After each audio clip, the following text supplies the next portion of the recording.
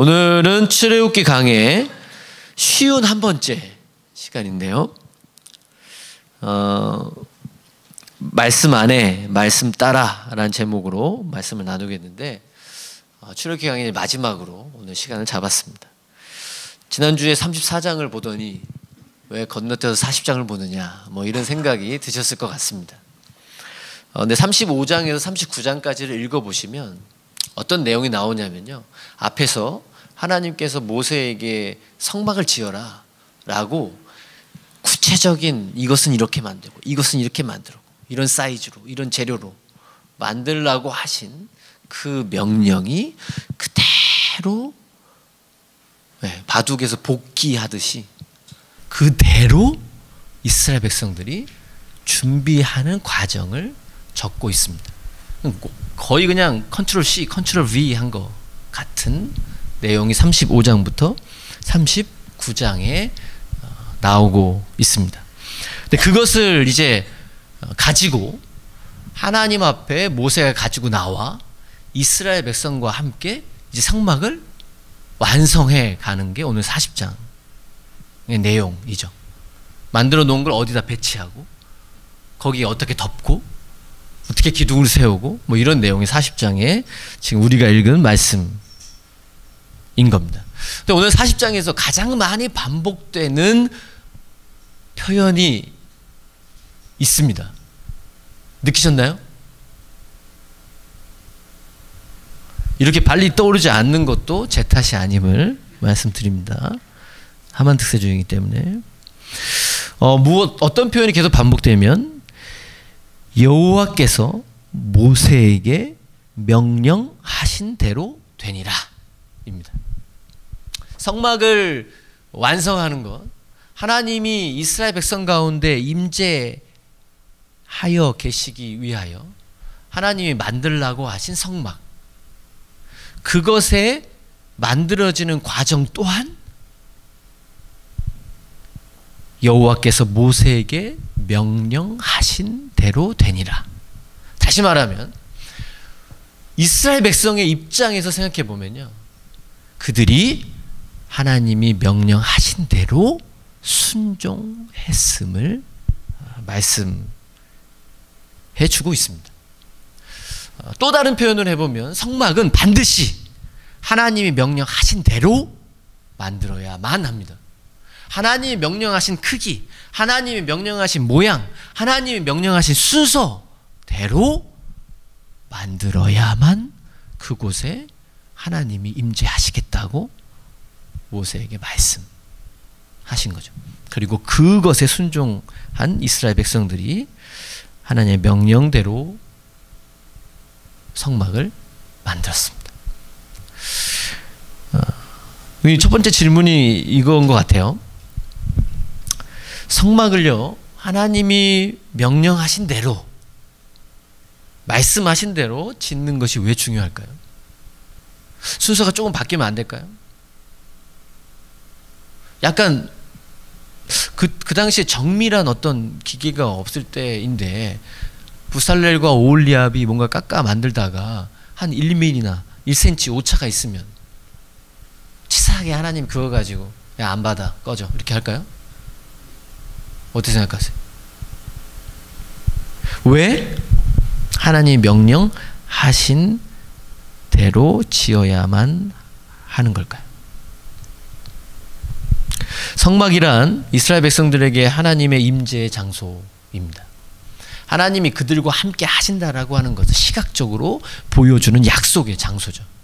내가 너희들을 떠나지 않고 너희 가운데 항상 함께 있을 거라는 걸 보증해 주시는 하나님의 약속의 장소예요.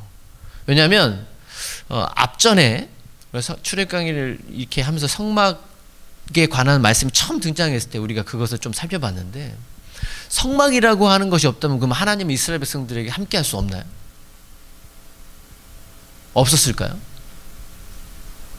성막이 없었어도 하나님은 이스라엘 백성과 함께 하실 수 있는 분입니다. 근데 인간의 연약함이란 너무나 심해서 눈에 안 보이면 하나님을 의심해요. 뭔가 보여주지 않으면 하나님의 존재와 하나님의 능력에 대해서 우리의 신뢰를 스스로 깎아 먹는 거죠. 그렇기 때문에 금송아지도 만드는 거 아니겠습니까? 보이는 뭔가에 의존하고자 하는 인간의 본성이 있는 것이죠. 그것을 아셨던 것 같아요. 그래서 하나님이 성막이라고 하는 것, 눈에 보이는 한 공간을 만들라고 하셨고, 특별한 공간이겠죠. 그냥 일반적으로 그냥 텐트 치고 살았던, 장막에 거주하면서 이동해야만 했던 그들에게 성막은 뭔가 대단한 걸로 만든 어떤 한 공간이었을 겁니다. 그것에 쓰인 재료나 또 그것에 놓여있는 많은 기구들이나 또 그것에 들어가는 걸 제한시킨 그 어떤 법칙들이나, 성막이란 이스라엘 백성들에게 특별하고도 또 가시적인 하나님의 임재를 보여주는 공간이었다라는 거죠. 왜냐하면 하나님이 그들과 함께 하시고 또한 그들은 하나님과 함께 해야만 하는 존재이기 때문이죠.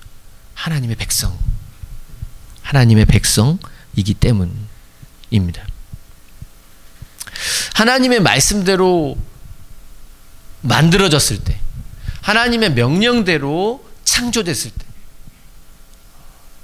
그것에 성경은 다음과 같은 표현을, 언어를 갖다 붙일 수 있습니다.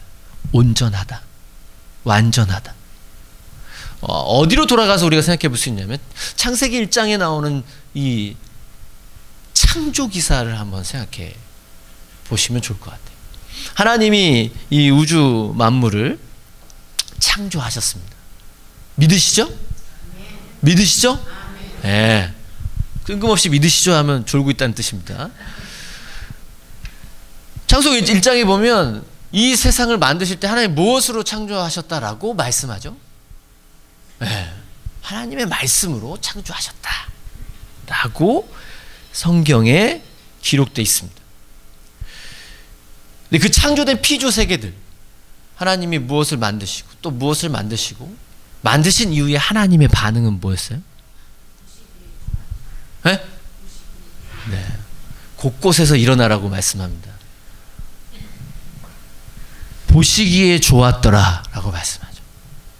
하나님이 당신의 말씀을 통해서 만드신 피조 세계를 바라보시면서 그분의 평가는 뭐냐면 보시기에 좋았더라. 근데 이 좋았다라고 하는 히브리어는 토브라고 하는 단어를 쓰는데, 그 단어는 성경적 의미를 들여다보면 하나님의 마음에 흡족한 상태를 말합니다. 우리 인간의 기술과 우리 인간의 지혜와 우리 인간이 가지고 있는 어떤 재능을 통해서 무언가 아름답게 만들려 해도 하나님이 말씀 한 방으로 만드신 이 세계의 아름다움을, 또 이 세계의 하나님의 흡족함을 그 어떤 것으로 비교할 수 없는 것이죠. 우리가 유명한 화가들 또는 그런 조각가들 이야기합니다. 근데 그들의 작품, 그들이 깎아낸 그 작품, 하나님이 만드신 자연과 하나님이 만드신 이 인간과 하나님이 만드신 이 모든 피조 세계가 비할 바가 아니라는 거죠. 왜 그렇게 말할 수 있는지 또 우리 실생활을 한번 제가 증명해 볼까요? 봄이 되면 아름다운 꽃이 핍니다. 꽃이 피는과 동시에 우리 집사님과 권사님들의 코에는 바람이 들어가죠. 네. 그래서 들로, 산으로 가기 시작합니다. 우리나라에서 유명한 박물관이나 미술관에 있는 미술품을 보러 많이 가십니까? 꽃을 보러 수목원이나 자연을 향해 많이 가시나요? 말 안 하셔서 다 알고 있습니다. 왜 그러죠? 돈이 안 들어서? 자연을 보러 가도 돈이 듭니다. 하나님 만드신 이 세계에 하나님이 정말 흡족해 할 만하게 아름답다라고 말씀하신 그것보다 더 아름다운 건 없어요. 그게 동의하시나요? 에이, 봄만 끝나면 또 안 믿을 수도 있습니다. 또 가을이 되면 또 찬바람이 또 코에 들어가죠. 그러면 또 나가야 됩니다. 이번엔 조금 붉은기에 또 흡족해서 노랗고 붉은기에 또 우리의 마음이 동해서 또 그곳에 나가줘야만 우리가 또 살 수 있는 것 같은 그런 시기가 또 오죠. 마태복음 6장 29절에 보면 예수님이 이렇게 말씀하세요. 들에 핀 백합화를 보라. 근데 이 백합화의 아름다움과 무엇과 비교하냐면 솔로몬의 모든 영광으로도 입은 것이 이 꽃 하나만 같이 못하였느니라 라고 말씀합니다. 솔로몬 얼마나 부자였어요? 솔로몬보다 더 많이 부자이신 분 없죠? 우리가 상상할 수 없는 부를 누렸던 제국의 왕이었는데 그 왕이 그 수많은 돈으로 모아들였던 그 영광 속에서 입었던 그 왕의 어떤 옷, 아름다워 보이는 그 어떤 옷보다도 백합화 이 하나의 꽃이 더 아름답다는 거예요. 예수님이 하신 말씀이에요. 제가 한 말이 아니에요. 그러니까 우리 집사님과 권사님들도 아무리 모피를 갖다 줘도 봄과 가을에는 꼭 나가야 되는 거예요. 집에다가 모피를 갖다 놓고 그걸 봐도 그것보다 나가야 되는 거죠. 동의가 되세요? 하나님이 만드신 이 피조세계, 하나님의 말씀으로 창조된 자연, 그것의 온전함, 완전함, 그것이 왜 완전하냐면 하나님의 말씀대로 창조됐기 때문에 그 안에 있는 질서와 그 안에 있는 하나님의 지혜와 하나님의 위대하심이 투영된 이 일반 계시라고 하는 하나님의 이 창조 세계 안에서 우리는 완전하고 온전한 아름다움을 봅니다. 근데 이 하나님의 말씀이 깨졌을 때 그때 아름다움이 파괴되는 거죠. 온전함이 파괴되는 거죠. 하나님의 말씀으로 하나님의 뜻 안에 창조된 인간이 하나님의 말씀을 떠나서 하나님의 불순종했을 때 인간뿐만 아니고 자연도 파괴되죠.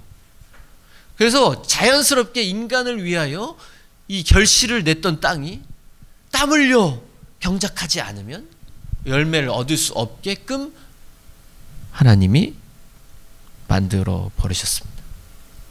말씀 안에 있을 때와 말씀을 떠났을 때의 이 차이. 말씀 안에 있을 때가 온전하다. 그래서 우리는 이 성막이라고 하는 것을 하나님의 말씀에 따라 지어야만 하는 겁니다.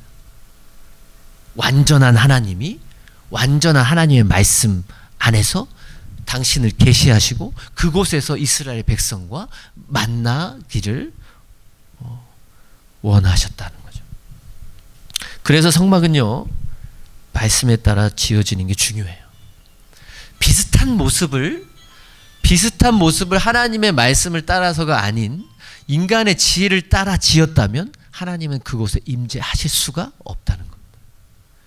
그래서 하나님의 명령하신 대로 성막을 짓는 것이 중요하다는 거예요. 자, 다시 말하면 하나님과 관계를 계약을 맺어 하나님의 백성이 된 하나님의 자녀가 된 우리도 우리가 하나님과 끊임없는 관계 속에서 살아가기 위해 온전하게 살아가기 위해 중요하고도 중요한 것이 있으니 그것이 뭐냐면 주의 말씀 안에 거하는 겁니다. 근데 우리가 생각해 보면 매일같이 하나님의 말씀에 거하며 우리가 살아가고 있는가? 아니라는 거예요. 목사인 저를 봐도 아니에요. 또 그렇게 신실해 보이는 그 어떤 사람을 봐도 아닐 때가 많아요. 그렇다면 속을 헤집고 들어가면 아닐 경우가 더 많은 거죠. 겉으로 보이는 것만으로도 아닌데? 이렇게 보여지는 거면 속을 되짚어 보면 하나님의 말씀에 거하지 않은 때가 100 중에 몇으로 해드릴까요? 90에 가깝습니다. 그게 우리의 모습이죠. 말씀 안에 머무르는 것이 왜 어렵습니까, 그러면? 왜 우리 매일같이 하나님의 말씀 안에 거해야 온전하신 하나님과 짝하며 살아갈 수 있는데 그게 왜 어렵죠? 마태복음 13장에 나오는 씨 뿌리는 자의 비유에서 그 이유를 찾고 싶습니다. 4가지 밭이 나옵니다. 길가밭, 돌짝밭, 가시밭, 좋은 밭. 길가밭은 어떤 밭이라고 설명하죠? 사람들이 많이 지나가지고 딱딱하게 굳어 있어요. 그 씨가 뿌려져도 땅에 들어갈 틈이 없는 거예요. 예수님은 이것을 이렇게 풀이하셨습니다. 왜 말씀에 씨앗이 뿌려져도 길가밭과 같은 마음을 가지고 있는 사람들은 왜 깨닫지 못하는 줄 아냐? 악한 자가 와서 땅에 들어가기 전에 그 말씀의 씨앗을 빼앗아 간다. 이렇게 말하죠. 돌짝밭은 어떤 밭입니까? 돌이 있는 밭이에요. 그래서 말씀이 주어졌을 때 처음에 아멘! 기쁘게 받아요. 할렐루야! 막. 근데 뿌리가 얕아. 그래서 말씀으로 말미암아 겪는 고난과 시험이 왔을 때 포기해버린, 그것을 돌밭이라고 예수님이 설명했습니다. 가시밭은 어떤 밭이죠? 말씀을 듣긴 들어요. 잘 듣습니다. 근데 세상의 염려와 재물의 유혹 때문에 말씀의 결실이 막혀서 열매를 맺을 수 없는 밭이라고 말합니다. 좋은 밭은 말씀을 듣고 깨달아 결실하는 밭이라 말하죠. 100배, 60배, 30배까지. 네. 어떤 밭이십니까? 어떤 밭이세요? 다예요. 이게 어느 한 사람 한 사람, 네 사람의 마음을 비교한 게 아니고 우리 한 사람의 마음에 다 있는 밭입니다. 우리의 신앙적 경험에 의해서도 막 드러나요. 어떨 때는 딱딱해져 가지고 말씀을 듣는 자리에는 이렇게 딱 정자세로 앉아 있긴 한데 뭔 소리 하는지, 네. 하나님의 말씀을 전혀 들리지 않을 때가 있어요. 어떨 때는 돌짝 같을 때가 있습니다.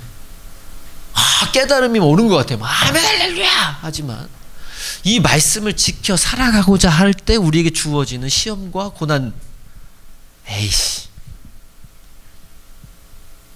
그래버리죠. 가시밭은 또 없습니까? 우리가 살아가면서 염려와 재물의 유혹이 얼마나 많아요. 그래서 열매 맺는 거를 가로막죠. 좋은 밭이 되려면 어떻게 해야 되나요? 길가밭은 어떻게 해줘야 되죠? 전문용어로 기경해야죠. 갈아엎어야 됩니다.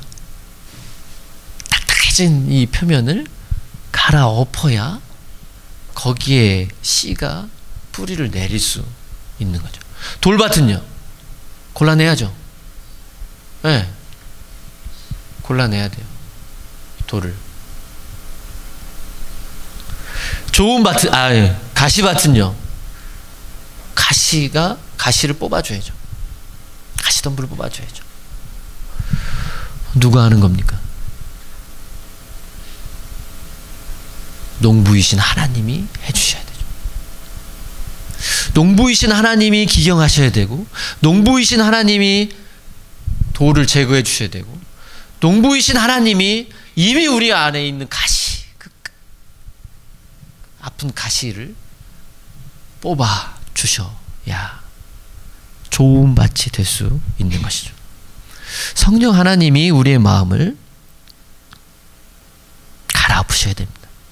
성령 하나님이 우리의 마음에 있는 돌들을 제거해 주셔야 됩니다.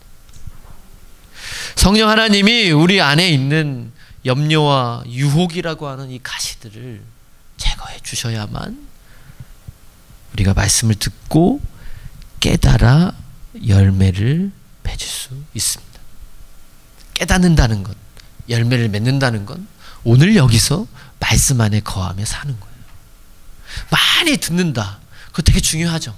중요하긴 한데 딱딱한 마음인 상태에서 계속 듣기만 한다고 뭔가 이루어지는 게 아니라 여전히 내 안에 있는 돌을 남겨둔 상태로 계속 주구장창 듣는다고 해서 이루어지는 게 아니라는 거죠. 여전히 염려와 유혹이 가득한 이 가시덤불이 가득한 내 마음 상태로 주구장창 듣는다고 해서 깨달음이 이루어지는 게 아니라는 거예요. 예수님 분명히 말씀하셨습니다. 좋은 밭 되시기를 간절히 소망합니다. 좋은 밭 되시기를 원합니다. 하나님이 만들어주셔야 돼요. 하나님이 딱딱해지셨습니까? 갈아엎어달라고 엎드리십시오. 하나님 앞에. 누가 봐도 나는 좀 얕다, 내가 생각해도 내 신앙이 얕다라고 판단되신다면 내 안에 있는 이 돌들을 하나님이 좀 부서뜨려 달라고 기도하십시오. 내 스스로 생각했을 때 내 안에 여전히 이 삐죽한 가시들이 존재한다. 남 얘기하지 마시고 나를 들여다보셨을 때 내 안에 있는 가시가 발견되신다면 하나님 앞에 겸손히 구하십시오. 하나님이 가시를 좀 걷어가달라고. 이것이 우리에게 은혜가 되고 또 우리를 변화시키는 만한 능력의 하나님의 말씀이 오늘도 들려지는데 열매 맺지 못하게 해요. 그 말씀 안에 살지 못하게 해요. 오늘도 그 말씀을 붙잡고 살아갈 수 없는 힘이 우리에게 없게 한다고. 오늘 주님 앞에서 하나님의 은혜가 또 하나님의 우리의 마음을 변화시키시는 역사들을 오늘도 구하실 수 있는 우리가 되기를 간절히 소망합니다.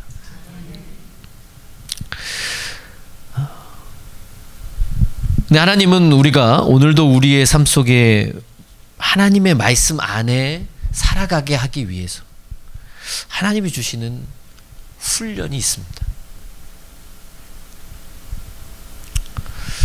훈련하면 우리 마음이 차가워지는. 네. 왜냐면 이런 말씀 들어보셨나요? 훈련병. 이 군대 가면 훈련병들에게 야, 니네들은 춥고 배고프고 졸립고 이걸 벗어날 수 없다는 거예요. 아무리 먹어도 배고파요. 뭔가 허함이 있어요. 뭔가 허함이 있어요. 저희가 겨울에 훈련 받을 때 내복을 안 입는 게 아닙니다.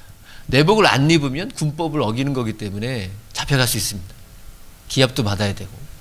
보급으로 지급되는 내복을 요즘처럼 뭐 잘 나오는 타이츠도 아니고 이게 늘어지는 누런 내복 있잖아요. 그거 나오거든요.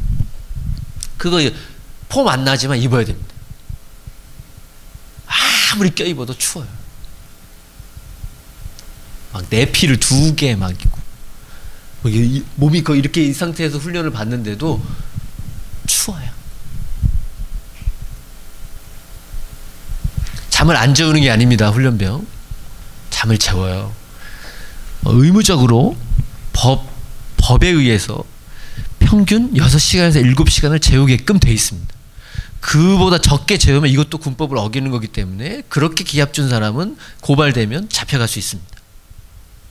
교관들이 6시간 7시간 자면 성인 평균 수면 시간 채운 거 아니에요?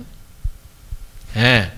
근데 정신교육 하겠다고 아침에 딱 일어나서 밥 먹고 한 1시간 뒤에 딱 앉혀 모아 놓잖아요. 30초 만에 다 줍니다. 춥고 배고프고 졸리고. 훈련이라고 말하면 우리 신앙적인 차원에서도 뭔가 춥고 뭔가 배고파야 될 것 같고 그런 느낌이 없지 않아 있는데 우리를 하나님이 하나님의 말씀 가운데 오늘도 거하며 살아가게 하기 위해 주시는 훈련의 내용은 왜 우리에게 또 차가울 수 있냐면 배고플 수 있냐면, 졸릴 수 있냐면 그곳이 광야이기 때문입니다. 이스라엘 백성들에게 지금 시내산 앞에서 하나님이 재계약하시고, 그리고 또한 그들에게 명령하셔서 하나님의 임재의 상징인 성막을 건설하게 하셨어요. 그리고 이제 그들을 어디로 내봅니까? 광야로 내몰 겁니다. 거기서의 훈련의 메인 중요 핵심 사항은 뭐예요? 오늘 성경이 이렇게 말하죠. 구름이 떠오르면 따라서 움직이고, 구름이 떠오르지 않으면 그대로 대기. 그 시간이 어느 정도가 되든 상관없이 기다려야 돼. 밤에도 추워 죽겠는데 불기둥이 떠오르면 출발. 어디서 자고 있어? 출발해야 돼. 정말 말도 안 되는 환경이지만 거기에 불기둥이 머무르면 거기서 기다려야 합니다.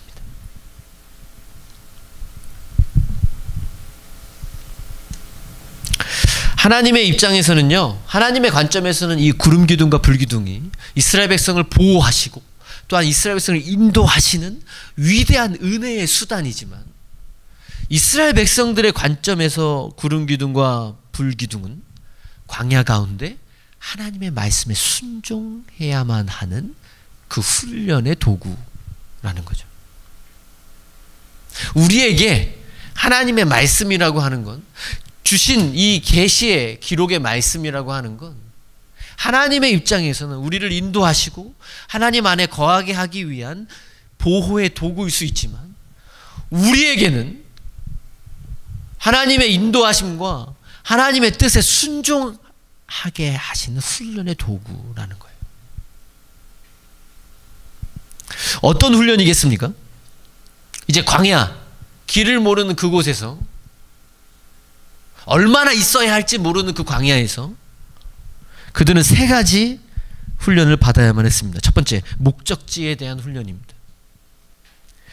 이스라엘의 목적지는 가나안이죠. 하나님이 약속하신 땅. 근데 우리에게 이 목적지에 대한 훈련은 왜 일어나느냐? 내가 원하는 땅과 하나님이 원하시는 땅이 다를 때가 있다는 거예요. 내가 거하길 원하는 그 땅과 하나님이 거하게 하실 그 땅이 다를 때가 있다는 거예요.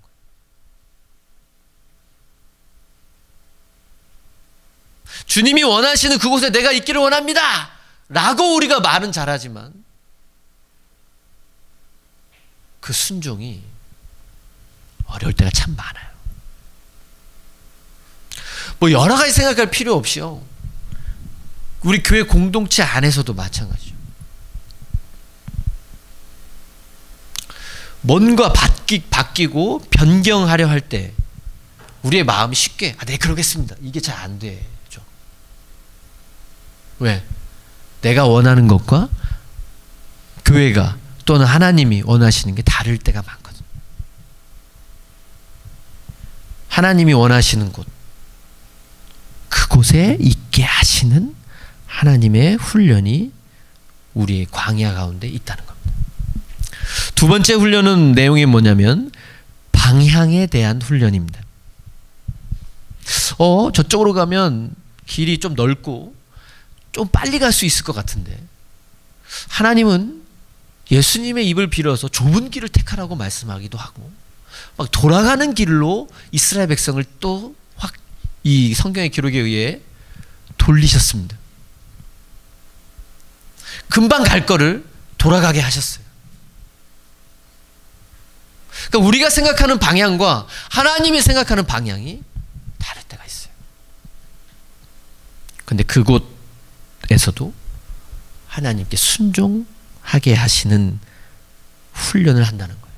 세 번째는 제일 우리의 마음에 걸림돌이 되는 요소일 수 있다고 생각하는데요, 속도에 대한 훈련입니다. 우리는 대부분 좀 더 빠르게 가길 원합니다. 빠르게 응답받기를 원합니다. 빠르게 성취되기를 원합니다. 빠르게 우리의 소망이 이루어지기를 원해요. 내가 마음속에 품고 있던 것들이 지금 여기서 이루어지기를 원하죠. 이스라엘 백성들이 출애굽을 했을 때 약속의 땅으로 하나님이 가게 하겠다라고 40년이나 걸릴 걸 예상했겠습니까? 아니 40년이 걸리기를 소망했을까요? 일주일 만에 가기를 원했을 것 같아요. 아니 갈 수만 있다면 하루만에도 갔으면 좋겠다라고 생각했을지 모릅니다. 근데 하나님이 기다리게 하시고 하나님이 거기서 머무르게 하시고 움직이시지 않을 때가 있다는 거예요. 반대의 경우도 있어요. 갑자기 몰아붙이셔서 순종하게 하시는 경우도 있어요. 이 속도에 대한 훈련.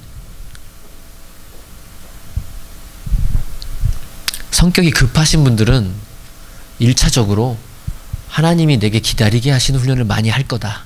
이렇게 인지하고 계십시오. 또 느긋하신 분들 있잖아요. 하나님이 급하게 몰아붙이실 때가 있다는 것을 인지하십시오. 우리의 본성과 다르게 훈련시키시지 우리의 본성과 맞게 급해 죽게 막 이런 분들에게 더 이렇게 하라고 하시진 않아요. 오히려 반대로 훈련시키시죠.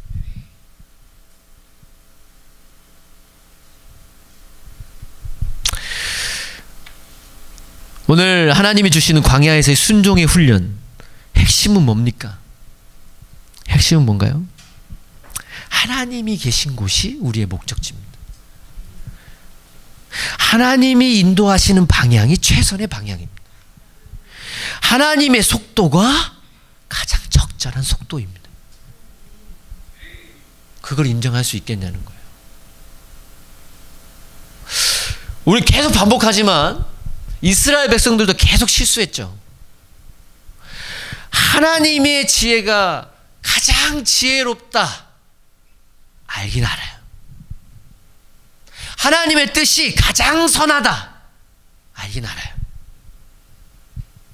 하나님이 우리를 가장 적절하고 가장 최상의 곳에 있게 하실 것이다. 성경의 진리임을 알아요. 그런데 그곳에보다 이곳이 좋을 때가 있다는 거예요. 하나님의 속도보다 내가 생각한 속도가 더 좋을 때가 있다는 거죠. 하나님이 가라고 하시는 방향보다 내가 생각한 방향으로 가고 싶어하는 우리의 고집이 또 살아있다는 거죠. 그런데 하나님은 이 광야 가운데 성막이라고 하는 그것을 만드는 과정부터 또 그 성막 앞에 나오는 방법, 또 그곳에서 하나님이 이렇게 해야만 만나주겠다라고 하는 수많은 하나님의 법칙들, 그것을 왜 굳이 반복해야만 합니까? 그것을 왜 비합리적이고 비효율적으로 하나님 앞에 그렇게 서야만 하나님 만나준다고 말씀하시는 겁니까? 그것이 나는 비효율적이라고 생각되고 나는 비합리적이라고 생각되지만 그것이 가장 지혜롭고 가장 최선의 것이라고 하나님이 말씀하는 거예요. 그걸 인정할 수 있겠어요? 근데 우리는 우리가 가진 지혜의 수준이 도대체 어느 정도길래 하나님 앞에 항의해요. 아니 난 이런 생각인데, 내 목표는 이건데, 내 기도 제목은 이건데, 내가 듣기로는 이건데, 내가 이해하기로는 이건데, 계속 저항하죠. 하나님의 말씀이 주어졌는데도 저항해요. 이게 맞는 것 같다고. 지금 내가 가진 체력과 지금 내가 가진 상황과 지금 내가 가진 문제 앞에 이게 맞는 것 같다고. 하나님의 확실한 말씀이 뭐 주어져도 그게 딱딱해져서든지 돌이 많아서인지 가시가 많아서인지 도대체가 결실이 없어요. 깨닫지 못해요. 하나님 오늘 성막을 모세와 이스라엘 백성들이 하나님 명령하신 대로 짓게 하시는 이 장면을 통해서 우리에게 오늘 하나님의 말씀 앞에 순종해야 하는 그 훈련, 그 우리의 광야 우리에게 말씀합니다. 우리가 지금 그 순종의 훈련의 광야의 장에 있습니다.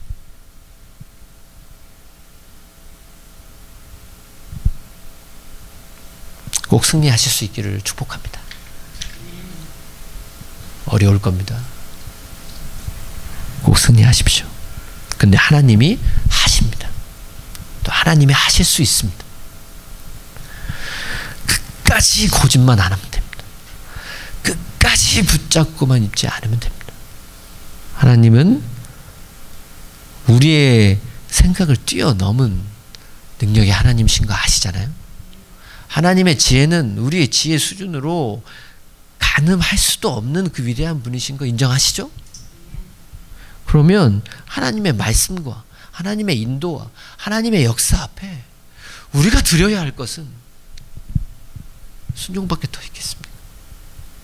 믿음으로 그 목적지와 그 방향과 그 속도에 맞추는 거죠.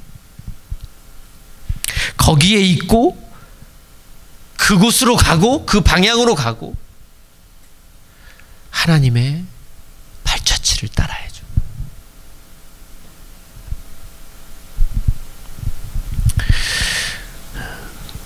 우리의 삶은 광야와 같은 것 같습니다. 근데 그 광야가 천국일 수 있는 것은 그 광야 가운데 하나님이 우리와 함께 하시기 때문입니다. 근데 하나님은 어떤 방식으로 우리와 함께 하시냐면 이스라엘 백성에게 성막을 통해 함께 하셨던 것처럼 주의 말씀으로 우리와 함께 하십니다. 근데 그 하나님의 말씀과 오늘 우리의 광야에서 천국을 경험하며 살 수 있는 것은 하나님의 말씀에 순종할 때만 가능하다는 거예요. 그래서 훈련시키세요. 뭐 특정한 사람, 특정 어떤 사람, 저 사람은 목회자니까, 저 사람은 직분자니까, 저 사람은 어떻게 하나님이 쓰시려고 하는 것보다 특정한 한 사람을, 특정한 어떤 사람을 훈련시키는 거 아니라 이스라엘 모든 백성을 훈련시키셨습니다. 하나님을 믿는, 예수 그리스도를 믿어 구원받은 그리스도인 모두를 하나님 오늘 여기서 광야에서 훈련하십니다. 순종할 때 천국을 맛봅니다. 근데 그 천국이 우리한테 너무 멀어요. 다시 말하면 순종을 하지 않아요. 순종하지 않아요. 하나님의 말씀에 불순종할 때 창조의 질서, 창조의 아름다움은 파괴될 수밖에 없습니다. 아담과 하와의 사건을 통해 우리는 너무나 잘 알고 있어요. 하나님이 말씀으로 창조하신, 말씀으로 인도하시는, 말씀으로 함께하시는, 말씀으로 지으신 우리의 삶과 우리의 모든 것은 온전하고 완전합니다. 그런데 거기에 우리의 불순종이 낀다면 그 온전함과 아름다움은 상실되고 파괴될 뿐입니다. 오늘 우리의 삶 속에서 순종하심으로 우리의 삶에 이루실 그 어떤 것으로도 표현할 수 없는 하나님 나라의 아름다움을 맛보십시오. 하나님 나라의 온전함을 오늘 우리의 삶에서 맛보시기를 예수님의 이름으로 축복합니다. 기도하겠습니다. 살아계신 하나님 아버지, 지금까지 출애굽기를 통해서 우리에게 말씀하셔서 감사합니다. 하나님, 성막을 통해 이스라엘 백성과 함께 하기를 원하셨던 말씀대로 지음으로 말씀을 통해 우리와 함께 하시는 하나님이 우리의 광야 같은 삶 속에서 순종의 훈련을 허락하시는 오늘 말씀을 통해 우리가 아직 순종하지 못하는 그것을 깨닫게 하심을 믿습니다. 아버지, 우리의 삶의 목적지, 우리의 삶의 방향, 우리의 삶의 속도, 하나님이 훈련하기를 원하시는 이 훈련의 영역 가운데 순종으로 승리하게 하옵소서. 그래서 우리의 삶에 이루실, 순종함으로 이루실 하나님의 나라, 천국을 우리의 삶에서 맛보아 누리게 하옵소서. 하나님의 지혜는 우리가 말로 형언할 수 없으며 하나님의 전지전능하심은 우리가 깨닫기조차 어려울 정도의 능력임을 알지만 주님의 인도하심과 주님의 말씀하심에 순종하지 못할 때가 많음을 고백합니다. 아버지, 나를 불쌍히 여겨 주시옵소서. 불쌍히 여겨 주시옵소서. 주의 말씀 앞에 순종하는 자 되게 하옵소서. 예수 그리스도의 이름으로 간절히 기도합니다. 아멘.